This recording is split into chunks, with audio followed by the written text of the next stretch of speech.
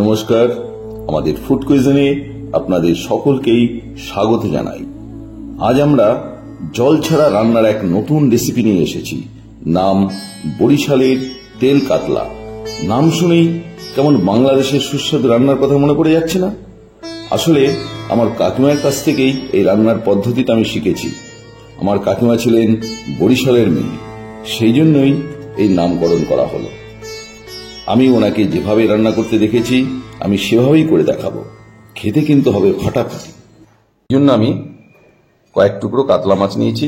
প্রায় এখানে 700-800 গ্রামের মতো কাতলা মাছ হবে, এবং এটা আমি শুধু তেল দিয়ে কিন্তু রান্না হবে, সেই জন্য নাম হচ্ছে তেল কাতলা।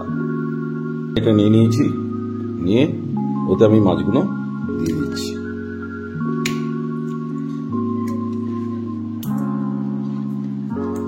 সব মাছগুলো আমি এতে দিয়ে দিলাম। এবার এতে দিয়ে দেবো তেল। এখানে কিন্তু তেলে কার্পণ্য করলে চলবে না, বেশ খানিকটা তেল দিতে হবে। তেল দিয়ে রান্না হবে পুরোটা।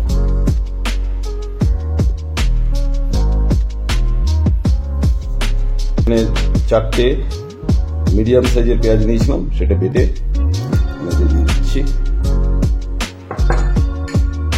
আর দেবো 2 চামচ আদা বাটা। আমি কাঁচা লঙ্কা যেহেতু প্রেফার করি, কাঁচা লঙ্কা বাটা আমি এতে দিয়ে দিচ্ছি 1 চা চামচ। আপনারা চাইলে শুকনো লঙ্কা নিতে পারেন। শুকনো লঙ্কা 1 চা চামচের মতো নিলেই হবে। কাঁচা লঙ্কা নিয়েছি। এবারে টমেটো আমি নিয়েছি 3টে মিডিয়াম সাইজের টমেটোকে টুকরো করে নিয়েছি। আর আমি এতে দিয়ে দেবো কাশ্মীরি মির্চ 2 চা চামচের মতো নিয়েছি। হলুদ 1 চা চামচের মতো হলুদ দিয়ে দিয়েছি।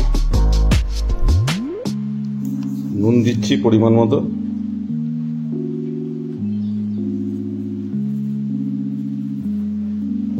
এবারে সবটা আমি ভালো করে মেখে নেব। উপকরণ খুব বেশি লাগে না, সামান্য উপকরণ, এই মাত্র কয়েকটা জিনিস লাগবে।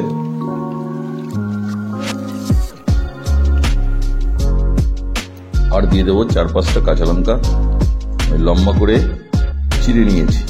ভালো করে মিশিয়ে নেব।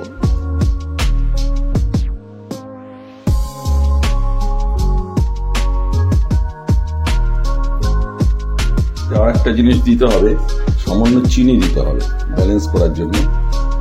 সামান্য চিনি দিয়ে দেবো। আমি কড়াইটা গ্যাস ওভেনে বসিয়ে দিয়েছি। হাই ফ্লেমে দিয়ে 3-4 মিনিটের মতো আমি এটাকে সেদ্ধ করব। যখন ফুটে যাবে তারপর আমি এটাকে চাপা দিয়ে রাখবো। 3 মিনিট হয়ে গেছে, আমাদের গ্রেভিটা ফুটে গেছে।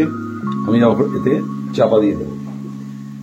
চাপা দিয়ে আমি প্রায় 25 মিনিটের মতো চাপা দিয়ে রেখে মিডিয়াম ফ্লেমে করে, মিডিয়াম ফ্লেমে আমি 25 মিনিট পরে তুলবো। তো তার আগে মাঝে মাঝে একটু দেখে নেবো মাছটা লেগে গেছে কিনা। খুব সাবধানে করতে হবে, কারণ এটা তো কাঁচা মাছ। তো অনেকে যে বলেন কাঁচা মাছের গন্ধ আসে, কিন্তু এটা আমি চ্যালেঞ্জ করে বলতে পারি কাঁচা মাছের কোনো গন্ধ হবে না।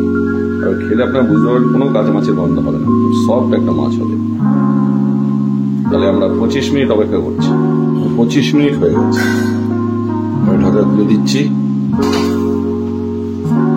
আমি কিন্তু মোটেই জল দিই, তা দেখুন। খুব সাবধানে মাছটাকে নাড়াচাড়া করতে হবে, যেহেতু কাঁচা মাছ তো। এবার আমি এতে একটু আঁচটাকে আমি কমিয়ে দিয়েছি। এবার আমি দিয়ে দেবো এতে ধনে পাতা। ধনে পাতা একটু বেশি করেই দিতে হবে। ধনে পাতা দিয়ে দিলাম। কালারটা কত সুন্দর এসছে, খেতে সুন্দর হবে। এবার আমি ওভেনটাকে সম্পূর্ণ বন্ধ করে দেবো। বন্ধ করে আমি নামিয়ে নেব। দেখুন, রান্নার সেরকম কোনো ঝঞ্ঝাট ছাড়াই মাত্র 30 মিনিটে তৈরি হয়ে গেল এক সুস্বাদু মাছের আইটেম। তবে অবশ্যই গরম ভাতের সঙ্গে পরিবেশন করবেন। গরম ভাতে তেল কাতলার ঝুড়ি মেলা ভাত। বাড়িতে একবার করেই দেখুন না, সত্যিই খুব ভালো লাগবে। লাইক, শেয়ার, কমেন্ট, সাবস্ক্রাইব এসবই আপনাদের উপর ছেড়ে দিলাম। সবাই খুব ভালো থাকবেন। নমস্কার, আবার দেখা হবে, আবার কথা হবে।